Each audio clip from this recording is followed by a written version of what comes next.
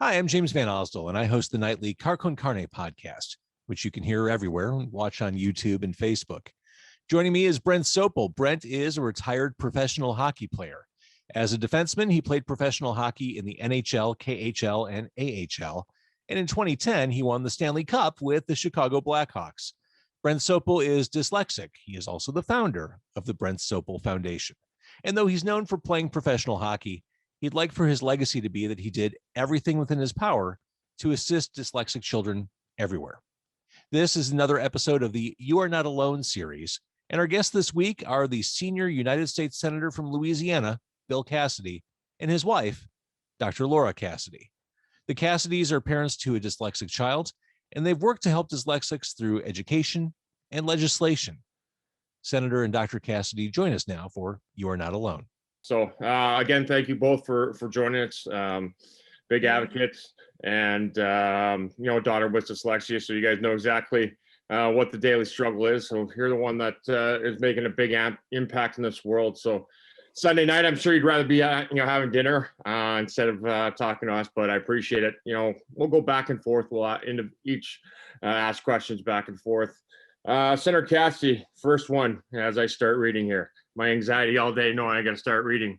Dyslexia is a significant part of your platform that appears on your website. In 2019, you wrote a letter to the Center of Education, Betsy DeVos, seeking accountability in the National Center of Improving Literacy. At the time, you were dissatisfied with the response. Is there anything significant changed since then? So a little bit of background. Thanks for asking that, Brent. And by the way, again, as we've publicly said, our daughter has dyslexia. So your concerns for your daughter, we share. And in that particular, the context of that letter of which you discussed is that Congress allocated several $1 million for there to be a center that would focus on the issue of dyslexia. The product that center put out would have failed a 7th grade English assignment. There were phantom references, and there were things said that just weren't true, and they weren't substantiated. And it would say, go to reference 34, and reference 34 didn't exist. Now, I'm just speaking as a senator. If I gave somebody some federal taxpayer dollars and I get back a product which would be totally unacceptable in any other setting, in the private setting, the academic setting, you name it, we should not be satisfied. We should be terribly dissatisfied, and we frankly should demand the end of the contract. It just so happens that we checked out the references, which is why we knew. The importance of this is that there actually will be people that look to that product, that work product, and say, the federal government financed it. It might be federal policy, so therefore we should align ourselves with it. And when you have something which is such a poor work product, that you shouldn't align yourself with the terrible work product. So that was my concern. And that's obviously a great concern, because you're right. Everybody looks to the federal government. If it's sitting there, they're going to believe it. That's the hard part. I talk about the documentary Here to Change the World, but before I can do that, I got to educate the world. And so many parents that I speak to, and Dr. Cassidy, you know this, they don't know what to do, where to go, where are the resources. So they Google and they find that center there, and they would look to it 100%. So I'm glad you did that, because I know my phone blows up every day. And Dr. Cassidy, I'm sure you can speak to that too. Is when your parent as a parent, your kid's diagnosed, no matter if it breaks her leg or hurts her finger, you got a paper cut, or dyslexia, it's more of an impact on the parents right away, because they don't know what to do, because their kid's not okay. Right. And the way that we look at dyslexia is as two physicians, and the expectations that we have for kids in the schools would be the same that we would expect if they were going to the doctor's office for another malady. And that's really, I think, the difference between our approach and others as our background in medicine. And if I can put a little bit of a point on that. Yep. The first thing a doctor does is make a diagnosis. And your diagnosis is your diagnosis. We find some people are ashamed to say their child is dyslexic or to admit that they themselves might be dyslexic. There's no reason to have, to be ashamed that you have a condition which you're born with. And so part of it is to give the diagnosis, to dispel the sense of shame, but to also put somebody on the right treatment course. Until you have the right diagnosis, you can't have the right treatment course. And once you have that right treatment course, you should be able to correct the condition insofar the child should be able to live a normal life. Did I get that right, dear? Well, the problem is, as you know, Brent, that the schools are not identifying children with dyslexia, and we have a real problem with that. And they're certainly not giving them an evidence-based education nor the accommodations that they need, which again, from a medical perspective, that's what we would expect. And it's funny, you said that, talking about the embarrassment, I had a meeting last week, and a friend of mine just said, obviously we're just newly acquaintance. He's like, oh, I was just talking to my granddaughter. She's 15, almost 16 years old. And she told me she's dyslexic for the first time ever. So she's almost 16 years old and have never told, the grandfather that, she's dyslexic. So breaking down those barriers of talking out and not being embarrassed, is a real struggle. She's almost 16 and she doesn't share it with her grandfather. It's not a distant cousin or somebody like that. That's somebody real close to you. Now, there's two aspects to that. She may not have been diagnosed. As Laura pointed. Yeah, she was diagnosed a number of years ago. Got it. But so you're right. But it's still that embarrassment of not saying, hey, I got type 1 diabetes. It's the same thing. And everybody talks about that. You've got your insulin, you got things like that. Dyslexia, it's just, we keep us quiet and we struggle to ourselves. Well, and that's why the definition is so important. And we have a definition in federal law, and we have a definition that's a mirror definition in the state of Louisiana. And it's that unexpected difficulty in reading. And it's unexpected because these are kids, adults with average to above average intelligence, and they're struggling with reading. It has nothing to do with intelligence, and it has all to do with this matching the sound of the spoken word with print. Yeah, when we met, Mike and I talked this morning about the questions, and he's the one that brought it. He's like, Brent, you're gonna read this. I've had anxiety all day long just thinking that I've got to read. But I can talk to anybody all day long, but when it comes to reading, and that's what I always tell everybody, it's no matter how smart you are, if you don't have self-confidence, you could be a rocket scientist and you're not going anywhere. And that's where trying to get to these kids, diagnose them at a young age, give them that right path that Senator Cassidy, you're talking about. Is that going left? Is that going right?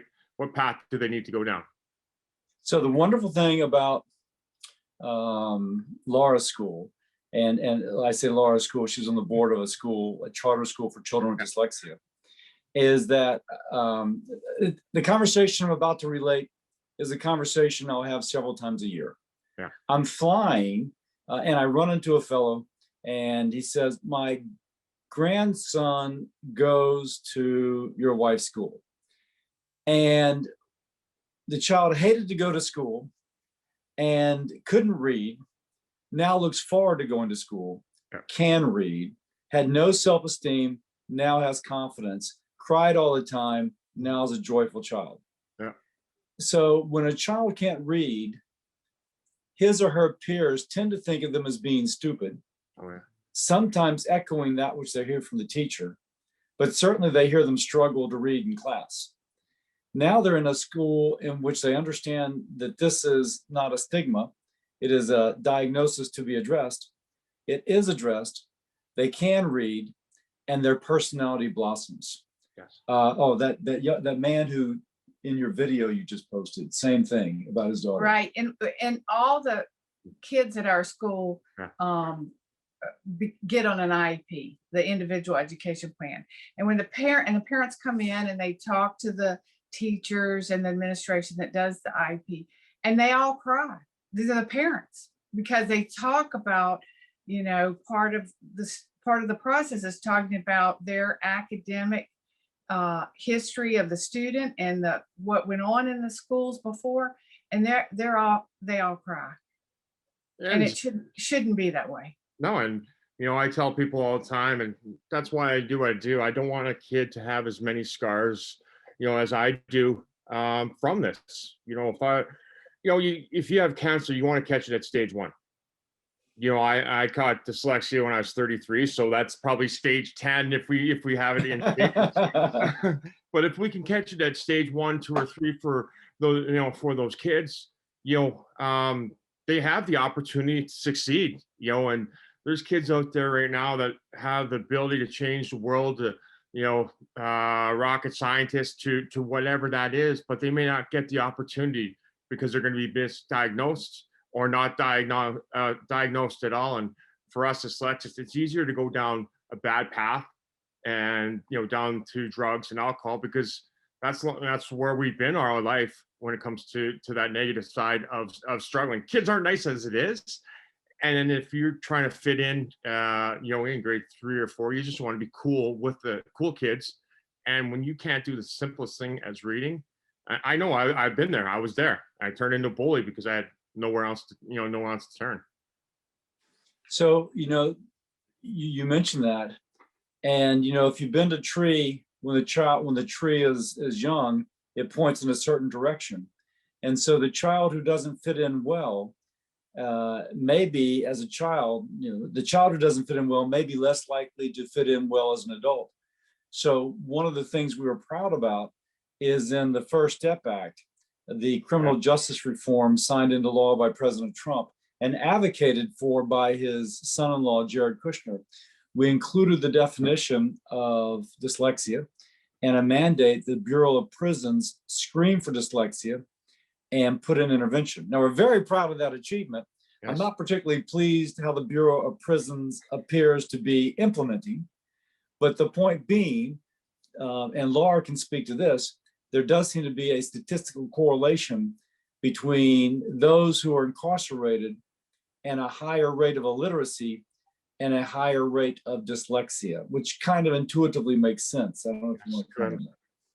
Yeah, well, I don't want to comment too much. I have a paper that should be published shortly, but it basically looks at this, where we looked at all the prisoners, we screened them for dyslexia, not all of them, but a large group of them, and then tested and identified a large number that are dyslexic. And I think for some reason that tends to get people's attention more than what's going on in the schools. And one of the reasons we did the project was because there is published data that there's a high incidence of dyslexics in prison, but also just to say, look, the time to address this is in, you know, kindergarten, first grade, not when they're dropping out of school and in middle school and high school.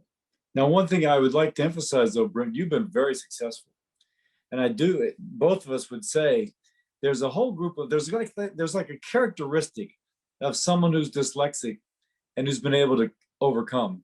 A small business person who did poorly in school, but who was so bright, they figured out their way around the problem of not being able to read well. Yeah. And that creativity extended and that drive extended into other fields. I ran into one guy, and I remember the conversation. I went to LSU, I went to Louisiana State University, we're on a plane, and he designs, he looks at these new laws put out by OSHA for safety in plants, and he can visualize in his brain 3-dimensionally how these ladders and structures need to be formed, and he puts them up around the country. Because obviously you got to comply with OSHA if you're a nuclear power plant. And I said to him, wow, you an engineer? He goes, I have engineers that work for me. I said, you're an accountant? No, I have accountants that work for me. What about a lawyer? He goes, no, I can't read. But he's so smart. He sees 3-dimensionally. He has all these people that work for him. He's very successful. And that's, you know, it's funny you say that because what, you read some papers that they say about 50% of people, working at NASA, are dyslexic because that 3D image. And for myself, my spatial awareness, you translate that to hockey. That's what made me play 18 years pro. I knew where that puck was going before the puck, someone was going to shoot it. I knew where that guy was going. I was probably one of the slowest skaters in the league every year, but I knew where they were going before they did. And the way I explain it to people when I'm driving down the highway, I'll tell you every license plate on every single car, truck, or semi that passes me, or I pass them. And people are like, where are you looking? Like that's how our brains are, our brains are wired.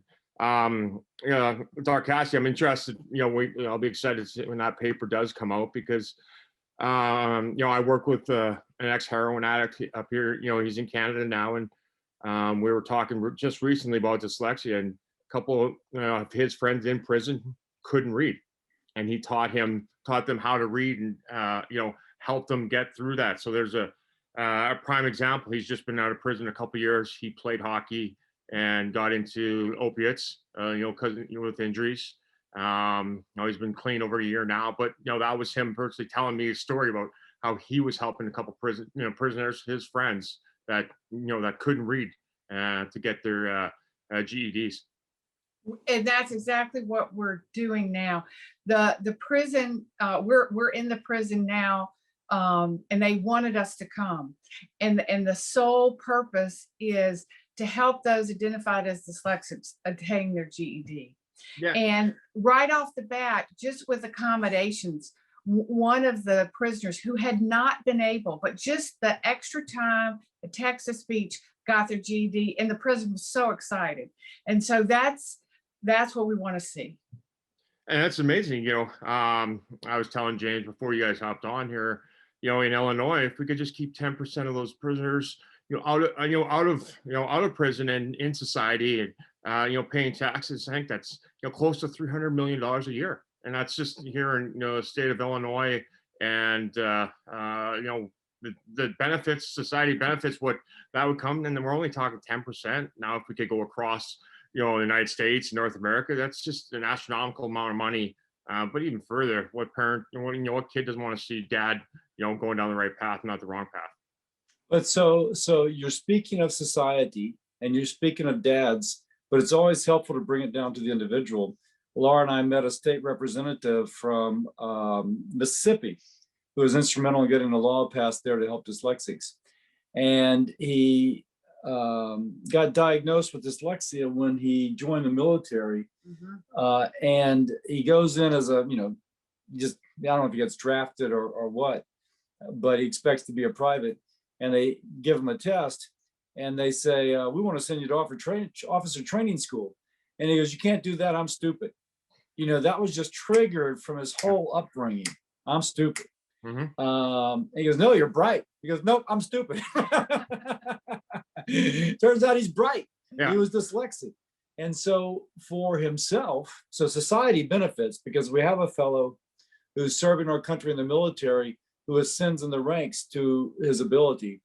But for himself, obviously, his personal development went much further once he was diagnosed, had the diagnosis, and was able to kind of accommodate for it.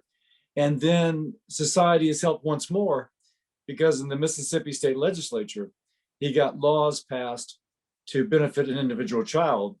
And now the cycle repeats itself in a good way. The child who's diagnosed has the opportunity she otherwise would not have had, and she ascends, she develops personally, and then helps society.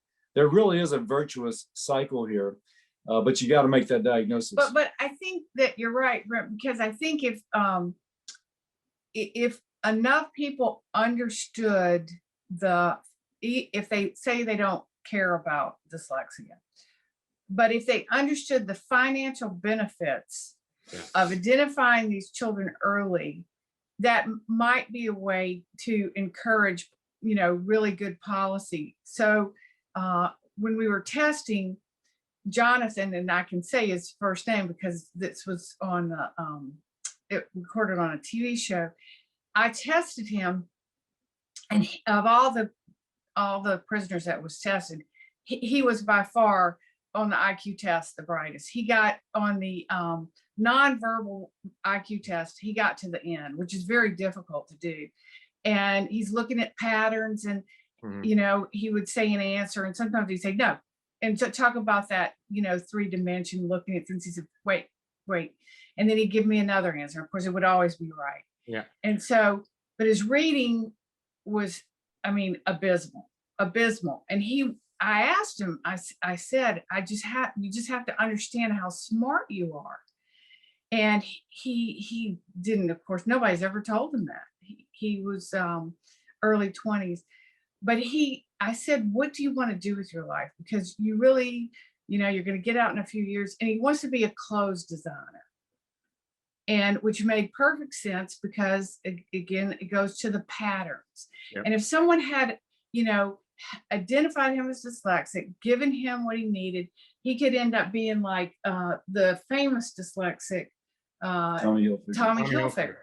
Exactly. And so this is, I think, a strong message for those that may not necessarily care, if they can really tie it to people, individual lives, and then financial savings, if nothing else, interests them.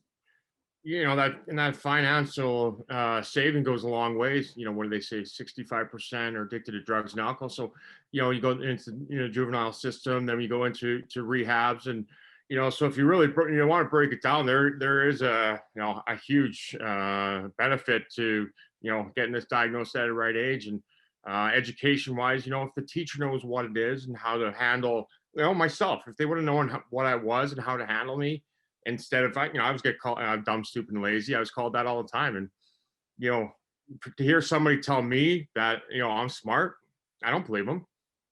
You know, I was, you know, successful in hockey, but do I think I'm smart? No, but that's all those years of being told you're not. So, you know, it goes back to kind of like Robin Williams.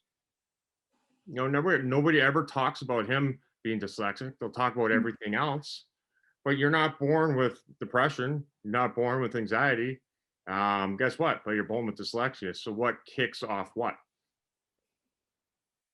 You know, so if you have some more understanding, we can, you know, be better.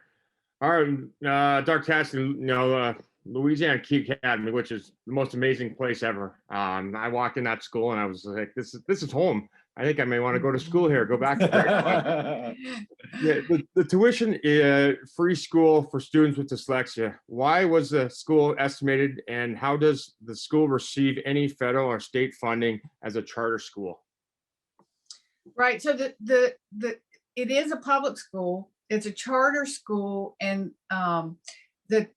it's different in every state. But in Louisiana, it means the way we set it up is we're under the governing board, so to speak. So we're not under any local authority. We're under a state authority only. And we have a lot of, the good thing is we have flexibility. We have to, you know, meet guidelines, of course, but we did that. It was started because, you know, you shouldn't have to, I mean, there are some private schools for dyslexics, and they're usually $30,000 to $50,000. That clearly is not an answer for the majority of dyslexic students. Yeah. And so it was a vision, and we have over 400 kids in 1st through 8th grade. We plan on opening more of these schools in Louisiana. We get our funding just like any other public school. We get some federal funding, state funding, and local funding. We raise a lot of money because we use the money on teachers. We train our teachers for several years. We have 6-to-1 ratio, especially in the early years, for reading and math. And it is a joy. They loved having me, man. We got to get you back. You know, to build off that, you just mentioned you want some more. You know, through 1 through 8th grade, you know, since you don't have high school, do you feel that you've developed enough to put them back into the public system, or where do they generally go, or how, you know, are you looking to build the high schools, you know, to conform that, or, you know, where's that thought process? Right. So we had our first 8th grade class graduate this past year, and we have a relationship with one high school. And we're trying to build other relationships. They do feel like our children.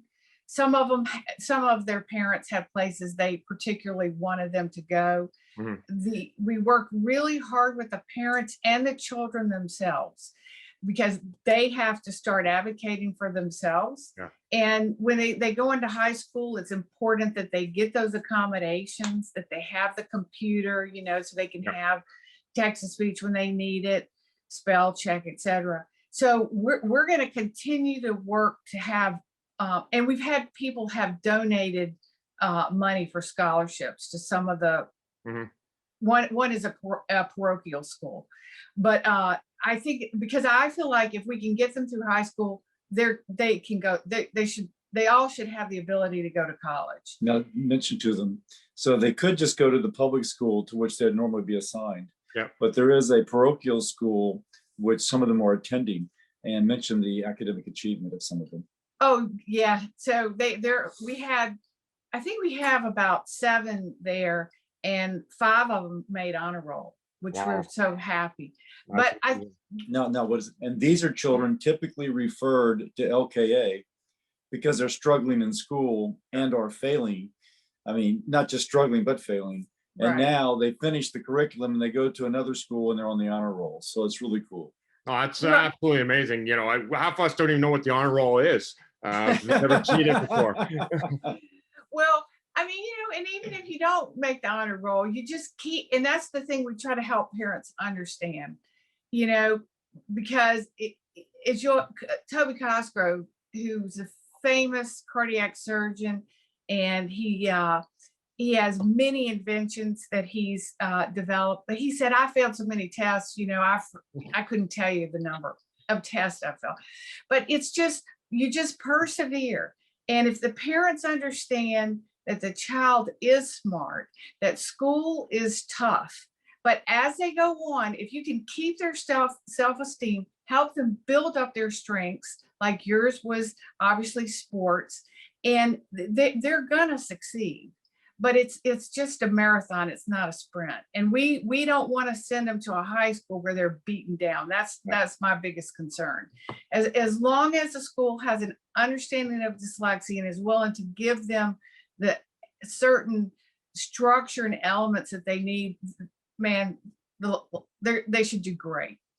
In this key school, because I know relationships are hard for dyslexics.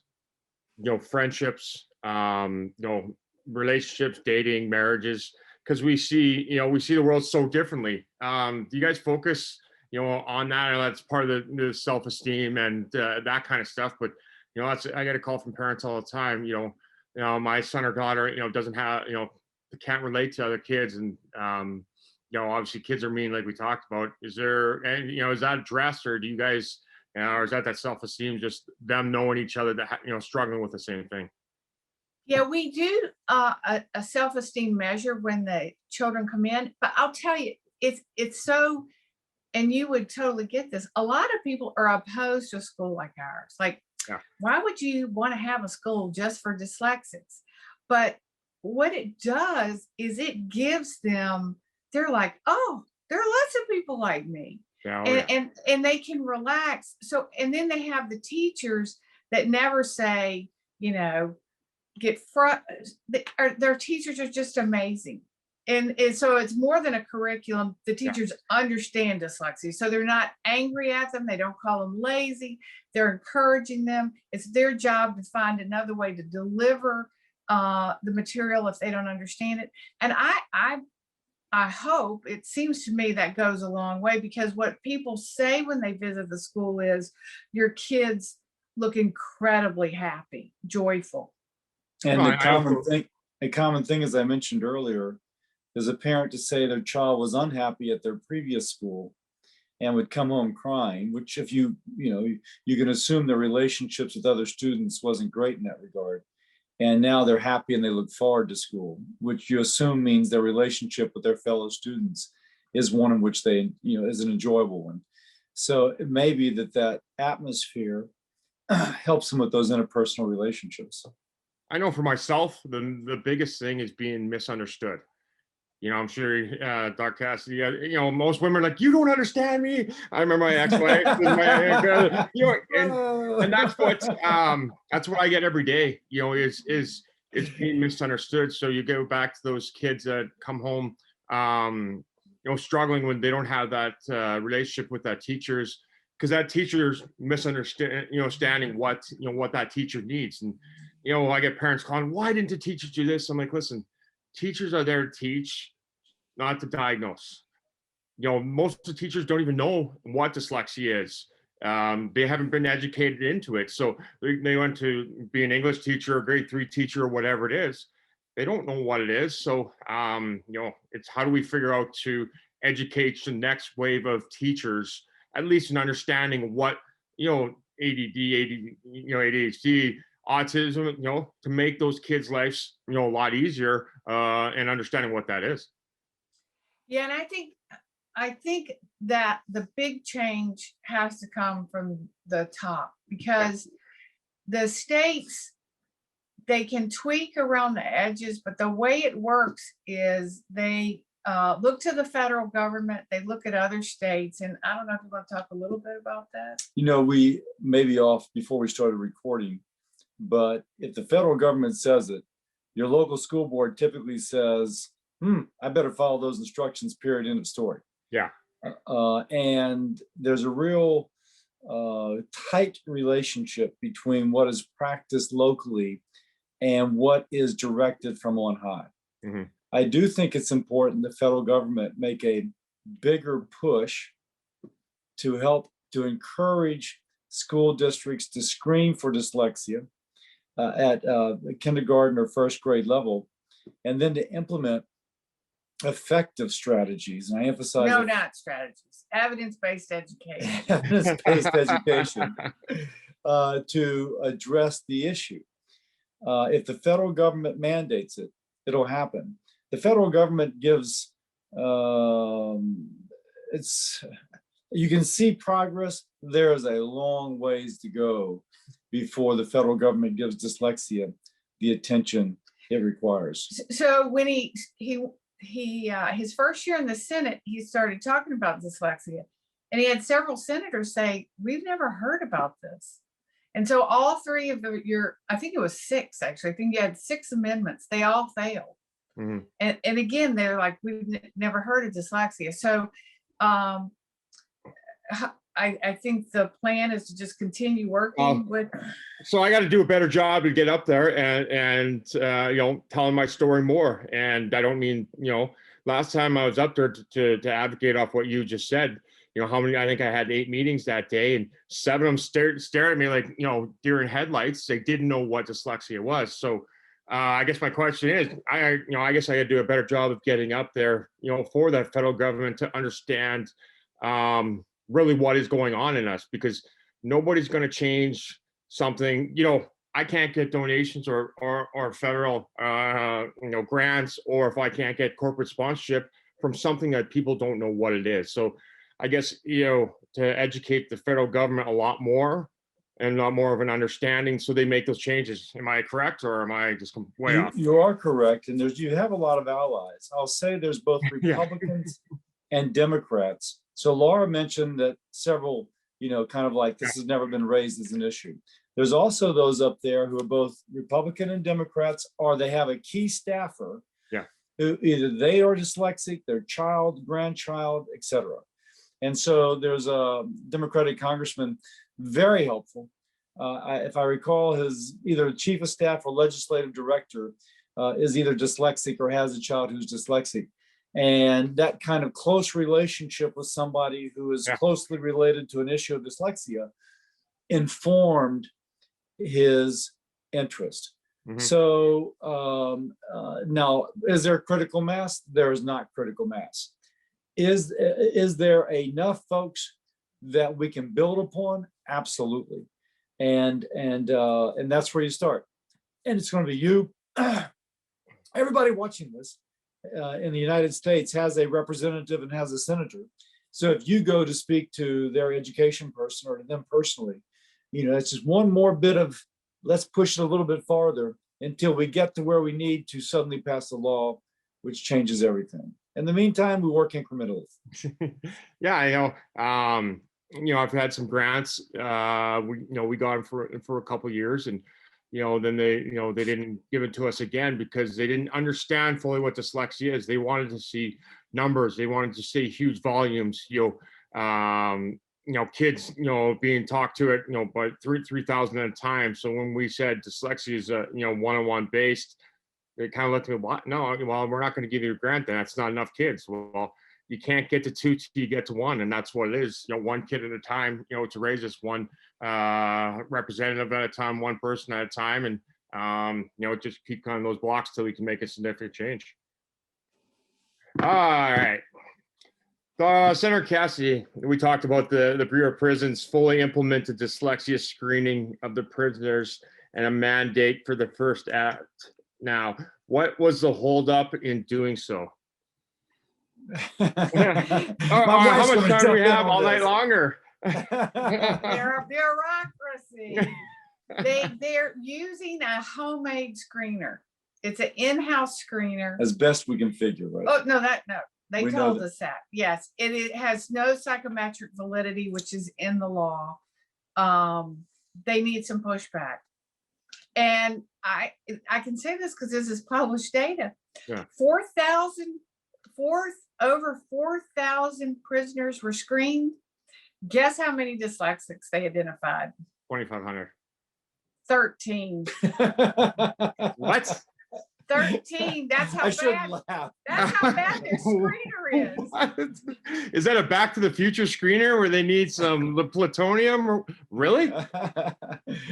You shouldn't laugh, but there is a certain kind of, it's 1 in 5, and in the incarcerated population, now granted, federal prison may be different than state prison. Well, that's a 0.3% incidence. So 0.3%. Clearly we have a problem, Houston. Oh, there's that. What was that article that was written in Texas that they tested everybody in I can't remember what prison, if it was state prison or federal prison, where 45% of them came back dyslexic. So there's always been they've gone through it already somewhere else. It's published data.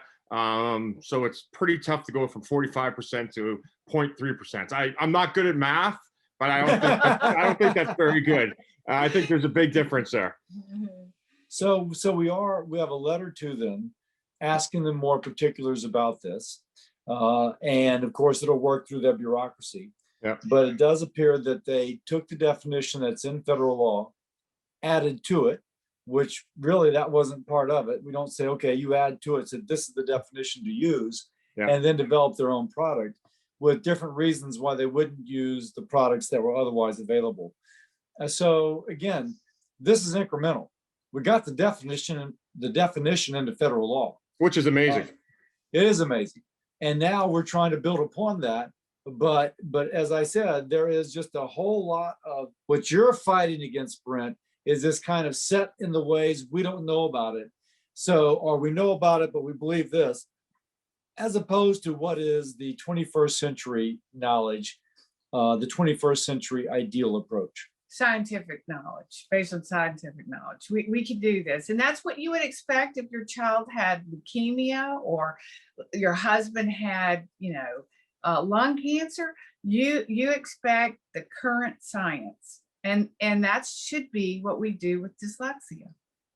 If I ask 10 people what dyslexia is, 8 or 9 out of 10, all they'll say is flipping your B's and D's. Right. I'm like, yeah, no, how much time do you have? No, no, and then, if we do get into it, so it's, that's the sad part. Myself, what I say is, I think that less than 20% of the world really knows what dyslexia is, the self-esteem and everything that goes with it. So I got a long ways to go to educate everybody. And when I tell people, I think we're where autism was 20 years ago. And then, if we can mimic in 20 years the path where autism is, we'll be in good shape. The world will be in a better shape for us dyslexics. Do you agree? Yes. And it also goes back to something we discussed earlier. People cannot be ashamed to discuss the fact that they or a family member has a diagnosis of dyslexia. Yeah. Only when you cast aside the shame and you say, this is a medical diagnosis, I'm dealing with it, I'm asking you to as well, then that's when you really begin to make your progress. And that's what gives me the most encouragement. We have foundations like yours. We have conversations like this. We have people who are coming forward. Richard Branson, for example, and Toby Cosgrove, who's former CEO at Cleveland Clinic, who are saying, yes, I'm dyslexic. These were my struggles. This is how I'm proceeding. And that's what gives me the greatest optimism about going forward. Yeah, that's number one. The first thing I say to people is you're not alone. You know, they always think that they're alone. They're the only ones that are going through, you know, whatever that struggle is, dyslexia, you know, to help them, to give the comfort and the support to be okay with what you just said, to say, you know, I'm dyslexic, you know, and the way I was, you know, it's for them, it's, I'm not dyslexic, I'm dumb is what that, you know, is what they're kind of spitting out of their mouth, you know, so trying to support them that to be okay with. And, you know, a lot of it, you know, for myself, I had to relove who I was and be okay with who I, you know, so I'm good at things, but there's other things that I'm not good at, you know, and to be there to support those people that know they have some amazing skills that some other people don't. Which is true of everyone, but you're never quite sure you realize that. So. Yeah, you know, you're absolutely 100%. And, you know, it's just that, you know, when you struggle at the simplest things and you look left and right as a kid, I remember sitting in my 4th grade class and looking at my desk. And I look, why can everybody else do it? Why can't I? Right. And that's because, you know, and that's the whole thing, right? That tells you you're smart. I mean, if you weren't smart, you wouldn't know that the person next to you was smarter than you, or, you know, doing better than you. But these kids, they are smart enough to know that the other kids in the class are progressing and they're not. And that's just a huge sense of anxiety. Oh, I remember in grade 3, I was so mad. I got mad at a kid. I picked up a desk and threw it at him. Well, Senator, you can pick up your jaw. Yeah. But that was, that was grade 3. Yeah, it was grade 3. So, you know, talk about, you know, the old saying, your kids are too smart for their own good. You know, that was me. I knew, you know, at a very young age, I knew that I was struggling, and, you know, everybody else was. But I remember picking up a desk and throwing. You know, I posted on social media, I think it was last week or 2 weeks ago, a picture when I was grade 4. You know, I was or 4 years old, excuse me. Everybody, you know, I'll send it to you after. Everybody's like, are you in 8th grade? So I was always bigger. You know, I think I've been this height since I was in 8th grade. You know, so I was always bigger, and that's where, you know, struggling, that's where my bully came in, you know, into play. And there's no such thing as a class clown or a bully. There's a reason why. And, you know, I'm a prime example. I'll talk about it. You know, I'm embarrassed about it that, you know, I treated kids that way. But that was my way of handling something I didn't know what I had. You know, I just thought I was, you know, I thought I was stupid, you know, my whole life. And I go back to Robin Williams. You know, he made everybody laugh. You know, he's one of the funniest individuals out there. Look what he did. But nobody understood what was inside of me or inside, you know, inside of him. So there's a reason why, and it goes back to the teachers understanding us a little bit better. There's a reason why Johnny's doing this, or Sarah's doing this, or he's doing this. Let's understand it more. Let's dive into it a little bit more, so that makes everybody's day a lot better. All right. Yep. Go ahead. we're with you. Got to change the world. Senator Cassidy, dyslexia isn't a Republican or a Democrat issue. What do you think it's so difficult to pass legislation on the first try? If successful in passing legislation, why is it so difficult to get implemented once it's passed into law? It's that bureaucracy again. If I had the total answer to that, it would be, Brent, it'd be a lot easier. Yeah. There's some people who just are unfamiliar with it. There's some who are philosophically opposed to taking kids who are dyslexic out of a regular classroom. And they feel that if you teach any subset of children differently, you're in some way discriminating against that subset. At least that's what they say.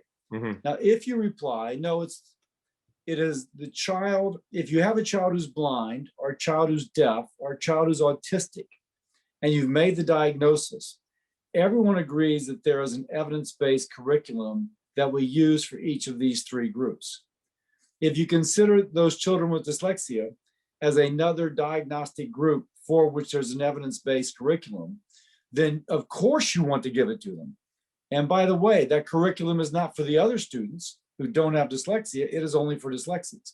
You say that and it just bounces off.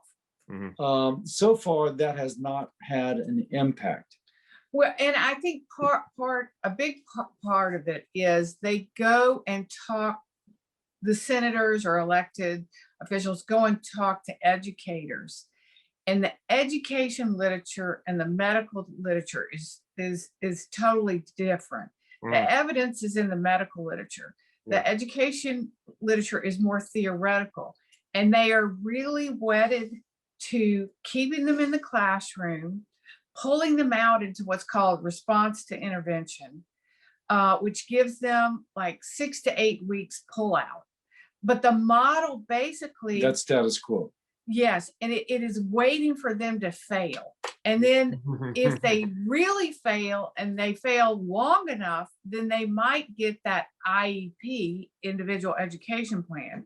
But it is a rotten system for dyslexics. It is obviously not working. Now, of course, I'm a big believer in school choice. I think that a mother or a father, typically it's the mom who is making educational decisions for the child, should have the ability to take her child where she feels that her child can get their needs best met. But if you start speaking school choice, that's a huge threat to people. There's a whole bunch of entities out there that do not like school choice. It threatens the status quo, threatens their kind of position. That's very frustrating, because I think it should be the child's interest, not the stakeholder, or the child is the ultimate stakeholder, and the child's mother is the caretaker of that child's interest. Oftentimes that is way down in the list of priorities when people make decisions about education. And even maybe even more importantly, because as we talked about, most of the children are never identified as dyslexic, the schools are making a decision not to identify the child as dyslexic, not the parent. And to me, I think that the school has that power to really to so strongly affect the outcome of a child's life. It has to be treated with the greatest respect, and that would obviously be that we should be identifying those that are dyslexic, that want to be identified. And to not do that, or to even offer that opportunity to the parent and child, to me is not, I can't say how strongly I think that is wrong. Yeah, it's funny you use those three, blind or autistic. I always say that they get more help than we do as dyslexics, because there's a visual component to them. You can see that, us, it's in here, and that's where the dumb, stupid, and lazy come into play, is because if you're on crutches or you're in a wheelchair, there's something there they can relate more to that than not seeing that's part of the mental health, where how can you be depressed? Well, if you don't have it, you'll never understand what we go through on a daily basis. I agree with you. So we had to come up with some kind of simulator so that we can reenact what we go through on a daily basis. Is that some little spaceship or something, so people can have a closer understanding what we go through. But it goes back to the advocacy you spoke of earlier, Brent, not just for your foundation, but also for those parents or those folks who are dyslexic themselves. Why, again, folks like Toby Cosgrove or Richard Branson publicly saying they're dyslexics, the struggles they had, their success they had nonetheless, but nonetheless knowing that there are many others who have not been successful, if you will, defeated by the condition which was never diagnosed. So we need that sort of advocacy so that even if people can't see it, they can see the effect of it. And seeing that effect moves their hearts to help facilitate change. Yeah, and that's what what the foundation for myself is there to be to. I'll help anybody, no matter where you are, what part of the country, what the world is, to help you support and understand, how to support your kid. I get parents calling me all the time. Oh, my kid got diagnosed. They're not going to give them the right resources they need in school. I'm like, okay, this is what we do. This is the step we go. So I don't care who you are, where you're from. That's what I do. That's why this is my purpose, and as it is for both of you, because you're helping change the world, and you're a huge impact in my life, and blessed to have you in it, and couldn't be more grateful and thankful for you guys to spend some time with me tonight. It's always, you're so fun to talk to. Come on, you don't have to lie. We're not up in Washington right now. No, again, when you came down to Louisiana and taught children in Louisiana the basics of hockey, it was just so much fun, so, and kids are attracted to attractive personalities, and they loved having you here. It was one of my favorite trips ever. Obviously, spend some time with you guys, the kids, but the impact that the Key School is having is just, warms my heart every day. Thinking that you said over 400 kids that their lives are changed forever. And so, by the way, Brent, the first child they taught via distant learning, was a child that had moved to Chicago, and had been unable to find. You can give details, Jared, but unable to find the program that she needed in Chicago. Chicago, one of the greatest cities in the world. She couldn't find the resources she needed for a family of their means. Because I'm sure there's a school there that, if you can afford, gives you everything you want. There isn't. Sorry, I didn't mean to cut you out. There isn't.